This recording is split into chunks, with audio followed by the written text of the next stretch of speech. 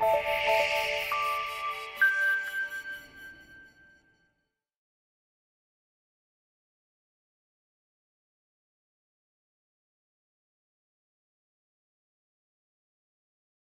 reason for this is that the United States makes up about 45% of the global market and has been in decline in recent years. And in addition to this, Europe is also a very large market, and this has either been in stagnation or relative decline. However, what we're seeing internationally in West Asia, East Asia, and in the Middle East is a very rapid expansion. In the Middle East, which is worth about 20 billion out of the 70 odd billion the market's worth, they import almost everything. In East Asia, what you're seeing is due to tensions and a rise in GDP, you're seeing huge imports of naval and military aerospace equipment.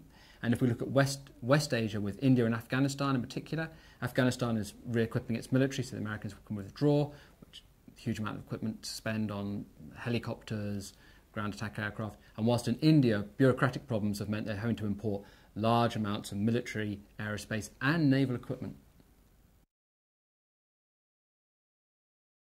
Okay, so the market continues to be dominated by India and Saudi Arabia, both of these countries importing around $7 to $8 billion worth of equipment every year. And not only that, but they have huge backlogs of orders already set up in place. However, the market is growing further because of emerging countries. And these would include countries such as Vietnam, Indonesia, and Libya. Libya in particular, which is going to replace its entire platform and mission system capability over the next couple of years.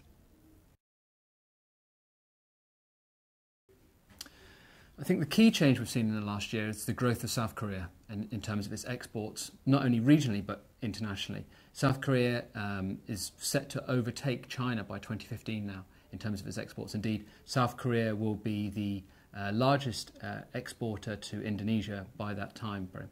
Not only that, but South Korea is exporting it's exporting a range of different types of military equipment across the globe. So it's equipment, say, for example, it's exporting military communication systems and aircraft to Iraq. It's exporting submarines, trucks and trainer aircraft to Indonesia.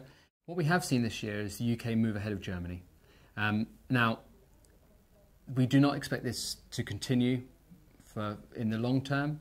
What's happened is that deliveries of the Eurofighter to Saudi Arabia have begun, and this has accelerated the UK up. However, the UK is very dependent on exports of the Eurofighter, whilst Germany has a more diverse base of exports and a lot more embedded equipment. So in the long term, we would expect Germany to regain its position over the UK.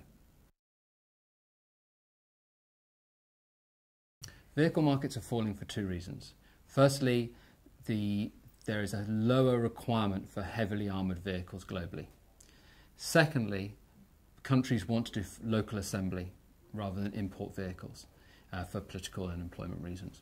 Looking at the first factor, if we look at what types of vehicles are falling in requirement now and over the next couple of years, we can see something like tanks, which we would expect to fall by, is falling by 35%, but it does make a huge amount on the market.